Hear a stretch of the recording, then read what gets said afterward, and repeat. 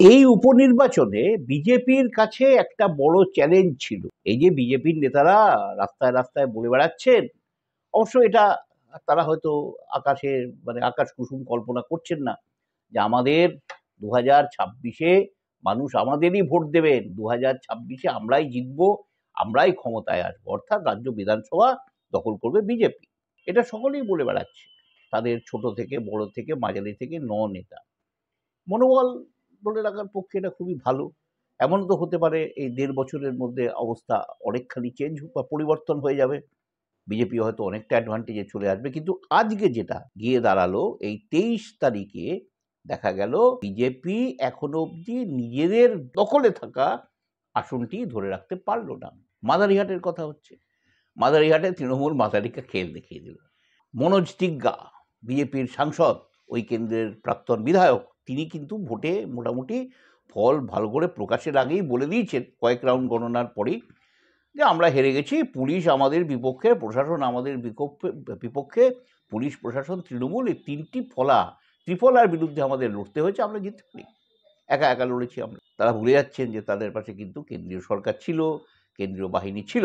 দেখা গেল যতই জন বাড়লো লাফালাফি করুন না কেন, হ্যাঁ জন বাড়লো একটা অবশ্য ফ্যাক্টর কাজ করেছে এখানে জন বাড়লোর, সেটা হচ্ছে এই যে তৃতীয় স্থানে বিজেপির গোজ প্রার্থী ওরফে নির্দল বুদ্ধিমান লামা, তিনি ৪,৬২১ ভোট ইতিমধ্যে পেয়ে গেছেন। আরও তার ভোটের পরিমাণ হয়তো বাড়বে, ৫-৬ হাজারে গিয়ে দাঁড়াতে পারেন, অর্থাৎ তিনি তৃতীয় পজিশন, আরএসপি তারও নিচে। মানে একজন গোজ প্রার্থীর থেকেও আরএসপি প্রার্থীর গ্রহণযোগ্যতা ওই চা বাগান বেল্টে কম, যেটা আরএসপির একসময় শক্ত ঘাঁটি ছিল। এখন প্রশ্ন হচ্ছে যে তাহলে কি হলো, কেন এরকম হলো? মাদারিহাটের এটা হবার পিছনে কারণ যেটা হচ্ছে, যে তৃণমূল যেটা দাবি করছে, সেটা হচ্ছে যে মমতা বন্দ্যোপাধ্যায় উত্তরবঙ্গে প্রচুর সময় দিয়েছেন। মমতা বন্দ্যোপাধ্যায় এখানে বেশ কিছু সরকারি প্রকল্পর সুবিধা এনে দিয়েছেন মানুষদের, যারা এই প্রকল্পের থেকে এতদিন বঞ্চিত ছিলেন। যারা বারবার একটা প্রশ্ন উঠছিল বা একটা কথা উঠছিল যে মাদারিহাট এলাকা বা উত্তরবঙ্গে এলাকা বা চা বাগান এলাকার মানুষ রাজ্যের উন্নয়ন থেকে বঞ্চিত। মমতা কিন্তু সেই উন্নয়নের অন্তত বলা যেতে পারে ৭০-৮০% কাজ করে দিয়েছেন বলে তৃণমূল দাবি করছে। এবং এইটাই নাকি, অর্থাৎ এই লক্ষ্মীর ভাণ্ডার জাতীয় যে প্রকল্প, সেটা আবার এখানে ম্যাজিক দেখালো। মাদারিহাটের মাদারিকা খেলের পিছনে এরই কারণ যে মানুষ ভরসা করলো আবার সেই তৃণমূলের ওপরে। জিতে আসা বিজেপি, এমনকি সাংসদ হওয়া মনোজ তিগ্গা, তিনি প্রচারে নামলেন, শুভেন্দু অধিকারী, এরা সব প্রচারে নামলেন, তাদের সঙ্গে আরও নন্দী ভৃঙ্গি বিজেপি সকলেই গেল, কিন্তু দেখা গেল ফলাফল সেই এক, মাদারিহাটে বিজেপি হেরে গেছে। এবং এই যে হার, এই হারটা কিন্তু বিজেপিকে একটা রীতিমতো ঠকঠকানি ধরিয়ে দিল, হাড়ে হাড়ে কাঁপন ধরিয়ে দিল। অবশ্য সুকান্ত মজুমদার, দুধের রাজনীতিক মন্ত্রী কেন্দ্রের, তিনি বলেছেন যে না, উপনির্বাচনে কিছু যায় আসে না, আমরা এই 2026-এর ভোটে জিতব।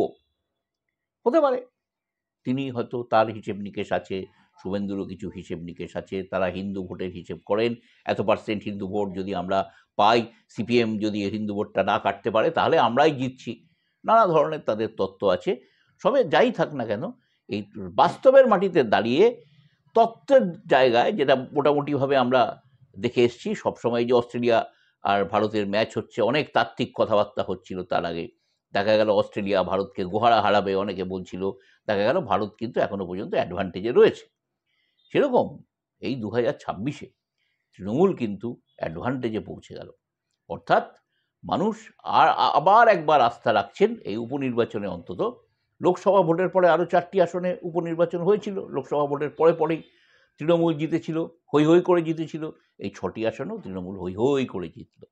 অর্থাৎ দেখা গেল যে বিজেপির এই ম্যাজিক, এবং এটাই একমাত্র কিন্তু তৃণমূলের চ্যালেঞ্জ ছিল, বিজেপির কাছেও চ্যালেঞ্জ ছিল, বিজেপি ধরে রাখতে পারে কিনা, তৃণমূল সেটা ছিনিয়ে নিতে পারে কিনা। তৃণমূল দেখালো এই চ্যালেঞ্জকে ওভারকাম করার ক্ষমতা তাদের আছে, অর্থাৎ তাদের এই যে সংগঠন, যেটা দিন দিন লোহার মতন শক্ত, বা কি বলবো, মানে ইস্পাত কঠিন হয়ে উঠছে, সেটাই কিন্তু এই চা বাগানেও আস্তে আস্তে ছড়াতে শুরু করেছে। এবং যতই ভেতরে ভেতরে গোষ্ঠীদ্বন্দ্ব থাক, ভেতরে ভেতরে কথাবার্তা শোনা যাক, এই নেতার সঙ্গে ওই নেতার মুখ দেখা দেখি বন্ধ থাক না কেন, মানুষ ভোটে কিন্তু যা করছেন মমতাকে দেখেই করছেন। নমস্কার, এই ভিডিও যদি ভালো লেগে থাকে লাইক করুন, শেয়ার করুন এবং সাবস্ক্রাইব করুন।